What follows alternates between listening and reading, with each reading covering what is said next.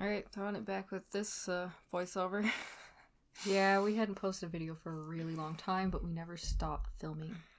We just kept taking little clips like, oh, someday. And then we had a lot of little clips over the space of, like, well, a year. Well, year and a half, probably. Mm-hmm. So. Well, I realized... Burned myself right there. I believe you. We'll have to keep that in. Yeah. I had remembered that actually was having problems with my laptop at the time, and I didn't have any space on it, and that was one reason why I ended up not editing a lot of this footage. These were some ceramic coasters with cork bottoms that we made. Actually turned out pretty well.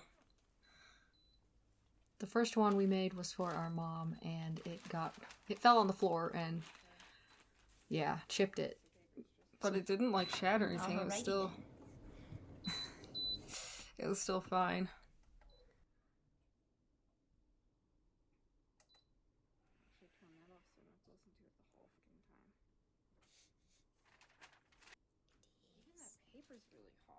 I edited that out. You can't even hear the full curse. I went to the part where you corrected yourself, and I took out the other part. I must have been having a day. Oh yeah, I can hear myself heavily breathing, heavily sighing. Another cup.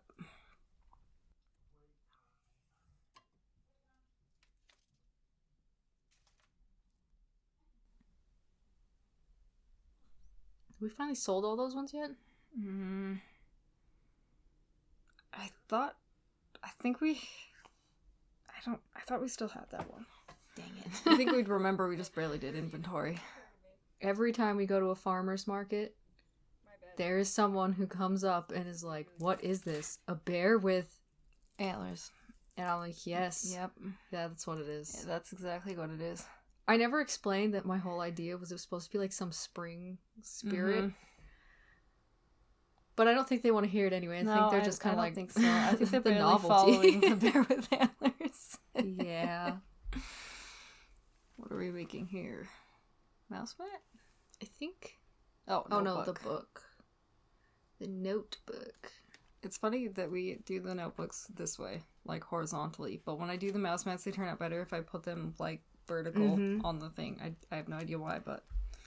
Well, our heat press has like a couple cold spots in it, so we have to be strategic. I guess I haven't made a notebook in a while. We could try to make one of these, and it might, knock on wood, they're one of the best things, like, they're one of the things that turn out the best. I think in nearly every video where we make one, you say that, and then say, maybe I shouldn't say that. I know, but it does consistently turn out really well. I always really enjoy making those, because it's a little more rewarding than some of the other things. Mm-hmm. So we were still doing the old tumblers, huh? Mm-hmm. So we tried the, which actually this one turned out fine. It looked good. But we tried the PYD Life tumblers, and they worked so much better. They work way better. Or they felt like it to me. They turned out way more consistently. Yeah, I think so too. Because every time we made a tumbler, we were kind of fighting with it, and these two turned out good, but there was a couple that we made after this that I kind of didn't buy any for a while because I got tired of fighting with them. Mm-hmm. And them turning out really inconsistent and weird, the colors not always being right, and it's just difficult to sell things like that. Yeah. I think this one's the glow-in-the-dark tumbler. Just kind of looking at the texture. Mm-hmm. Which those were nice. But I think for the tumblers, I think this was the first round we had gotten, and I really liked how they were turning out. And then the next time I bought them, they were not turning out super well. Yeah, these are the glow-in-the-dark ones. Because the planet one and this one were. Because I left the black off the top of that design so that it would glow better. Which the whole thing did glow, but where you didn't have the design. Yeah, where you don't have dark way spots. More. Yeah. Don't burn yourself. It's so tiny. I know myself so well.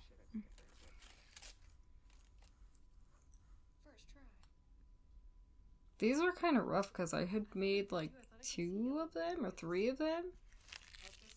And they turned out well, and then we tried to make some after that, and they were not turning out super well. Mm-hmm. Here we're gonna piece together a giant tote bag in a second.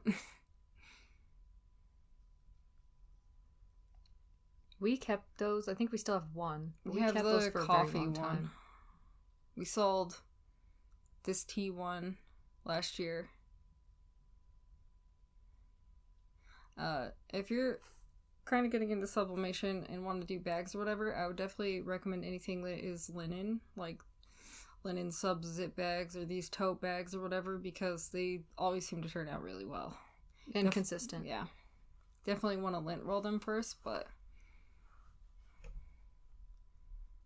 some metal keychains I had got to try. I think we got one that was like a sample in a package, and then I think I had bought one.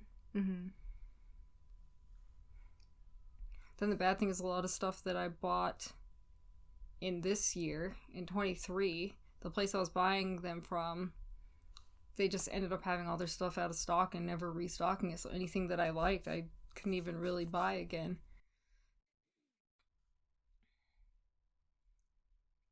I have to be so fast when I'm using my camera because you move so fast. Yeah, I'll just change. This is the coffee one.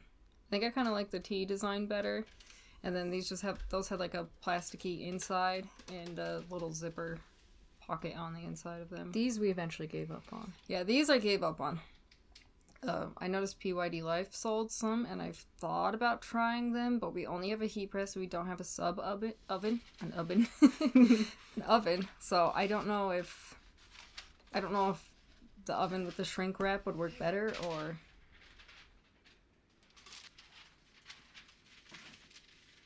I did the dye on these. Yeah, she did all of the dyeing, and then I'm on the side putting all the papers in. You can hear them rustling, I guess. We're leaving that sound in, which I'm assuming we are. Yeah, I might lower some of it. Yeah. Might have to splice where we're talking a little bit so you can still get us talking in the video. I have a little safety tape under that That plus sign. I just started putting it on to help us center, and it helped so much. Because after we put the screen printing ink on right here, it would cover everything up, which I almost covered the plus sign up right there, but then you couldn't see where the center of the design was anymore. We also had to make our own orange because we didn't really have one, and that was a whole, you can see it over there on the side, that was the whole situation. I don't even know how long I mixed that for to try to get orange. It was a long time, and we needed plenty, so it was ridiculous. that they would all match. Yeah. So it was a lot of mixing. That's my fault. I was fussing with this. Apparently I was having a day. Mm-hmm. Would have been absolutely done with everything. Yeah. Screen printing's like that. I really like doing it, but it's But she's also, like, every single time we go into it, I can feel the tension in the air. Yeah. Like, to the point I feel like I'm walking on eggshells. feel my forehead vein popping out just thinking about it.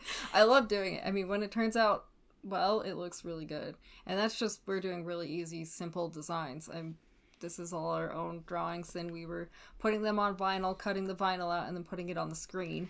That way we could reuse the screens, because we didn't know how to do any of the other stuff, all the exposing the screen and all of that. Mm-hmm. Yeah, I am red. I'm gonna have to put that pretty high to get it. And mostly what we tried on was here, like onesies and kids' clothes, so we didn't want to make a crazy complicated design for everything.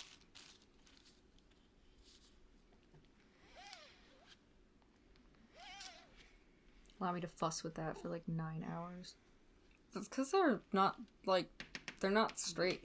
They're really not straight. You would think you had it kind of right, and then, I don't know, you'd move it a little bit or pick it up, and you'd realize it wasn't lining up at all.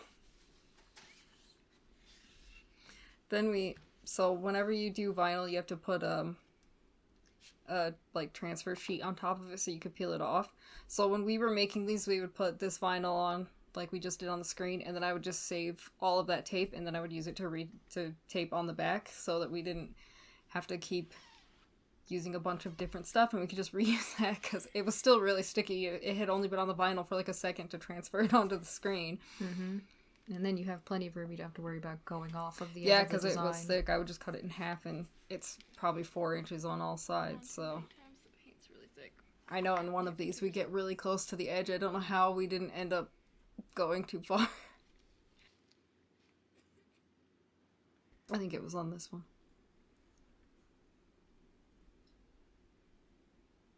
But we actually got a screen printing kit with X-Tool that we have not even tried yet, but I'm pretty sure the squeegee is magnetic, so I'm looking forward to using that after watching this and see. I'm trying to find a place to put it down at. Go back there. These are like some of our first big boy shirts, and it was really difficult to take them off and not get them in the camera. Yeah. And wrinkle them. I was so worried about getting the paint everywhere. Every time I picked them up. She has the hard job. She measures like 80 times.